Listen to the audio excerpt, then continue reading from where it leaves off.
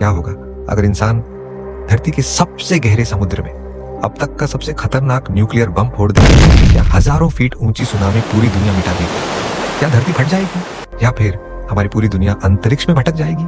सच जानकर आपकी सोच बदल जाएगी। समुद्र की सतह से लगभग 11 किलोमीटर नीचे एक ऐसी जगह मौजूद है जहां सूरज की रोशनी आज तक नहीं पहुंची, जहां हर तरफ सिर्फ अंधेरा है, खामोशी है और ऐसा दबाव जो इंसान के शरीर को एक पल में कुचल सकता है।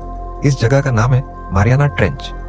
धरती का सबसे गहरा बिंदु, इतना गहरा कि अगर माउंट एवरेस्ट को इसमें डाल दिया जाए तो उसकी छोटी भी पानी के नीचे रह जाएगी। लेकिन आज हम यहाँ इतिहास का सबसे खतरनाक एक्सपेरिमेंट करने वाले हैं। हम समुद्र की इस अंधेरी गहराई में भेजने वाले हैं मानव सभ्यता का सबसे शक्तिशाली हथियार, त्सार बोम्बा। एक ऐसा न्यूक्लियर बॉम्ब जिसकी ताकत हिरोशिमा पर गिराए गए बॉम्ब से लगभग 3000 गुना ज्यादा थी। 1961 में जब सोवियत यूनियन ने इसे टेस्ट किया तो एक्सप्लोजन इतना विशाल था कि उसकी शॉकवेव ने पूरी पृथ्वी के 3 चक्कर लगाए। 900 किलोमीटर दूर तक घरों की खिड़कियां टूट गईं। आसमान में बना उसका मशरूम क्लाउड 56 किलोमीटर ऊपर तक पहुंच गया। और अब कल्पना कीजिए, वही बॉम्ब धरती के सबसे गहरे समुद्र में एक्सप्लोड हो जाए। क्या होगा? क्या ओशंस उबलने लगेंगे? क्या सुनामी पूरी दुनिया को डुबो देगी? क्या टेक्टोनिक प्लेट्स टूट जाएंगे?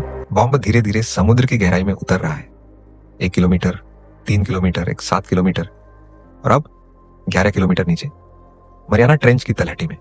यहां प्रेशर इतना ज्यादा है कि आपके ऊपर एक साथ दर्जनों एयरप्लेन्स जितना वजन दब रहा हो। यह जगह इंसानों के लिए नहीं बनी, लेकिन हमारा बॉम्ब तैयार है। एक पल में समुद्र के अंधेरे में सूरज जैसी रोशनी फूट जाती है। टेम्परेचर लाखों डिग्रीज तक पहुंच जाता है। इतनी गर्मी कि आसपास का पानी तुरंत वेपराइज होने लगता है। एक विशाल आग का गोला बनता है, एक बर्निंग बबल जिसमें super heated steam, radio active particles और आसपास मौजूद हर जीव का अस्तित्व खत्म हो चुका है। शॉकवेव समुद्र के अंदर बिजली की तरह दौड़ती है। हजारों किलोमीटर दूर मौजूद वेल्स तक इसे महसूस कर सकती है। अगर कोई इंसान वहां मौजूद होता तो वो माइक्रो सेकंड्स में गायब हो जाता। लेकिन फिर कुछ अजीब होता है, एक्सप्लोजन रुकने लगता है क्योंकि मारियाना ट्रेंच का प्रेशर इतना ज्यादा है कि वो ब्लास्ट को वापस दबाने लगता है। सरफेस पर यही फायरबॉल लगभग 10 किलोमीटर तक फैल सकता था, लेकिन यहाँ 1 सेकंड बाद भी ये मुश्किल से 1 किलोमीटर तक पहुंच पाता है। अब शुरू होती है एक खतरनाक लड़ाई। एक्सप्लोजन बाहर की तरफ धक्का देता है, समुद्र उसे वापस दबाता है, बबल फैलता है, फिर सिकुड़ता है, फिर दोबारा फैलता है और आखिरकार समुद्र जीत जाता है। वो विशाल फायरबॉल अब हजारों छोटे रेडियो एक्टिव बबल्स में टूट चुका है जो धीरे धीरे सरफेस की तरफ उठ रहे हैं। और जब ये सरफेस तक पहुंचते हैं तो दुनिया खत्म नहीं होती।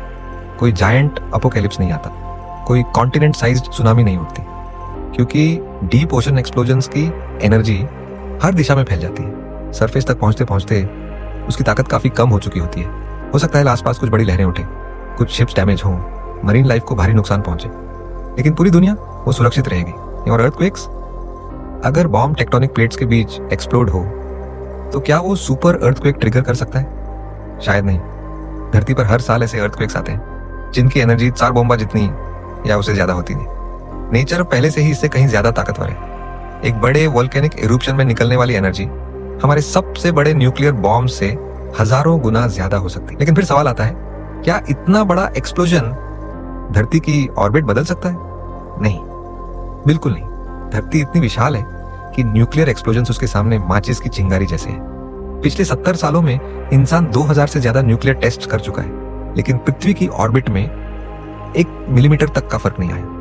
क्योंकि सच ये है, हम इंसान खुद को बहुत शक्तिशाली समझते हैं। हम स्काईस्क्रेपर्स बनाते हैं, हम स्पेस में सैटेलाइट्स भेजते हैं, हम परमाणु हथियार बनाते हैं, लेकिन जब बात नेचर की आती है तो हम अभी भी बहुत छोटे हैं। धरती अरबों साल पुरानी है। उसने एस्टेरॉयड इम्पैक्ट्स देखे हैं, सुपर वोल्केनोज देखे हैं, आइस एजेस देखी हैं, मास एक्सटेंशंस देखी हैं, और हमारी सबसे बड़ी डिस्ट्रक्टिव मशीन उसके लिए बस एक छोटा सा धमाका।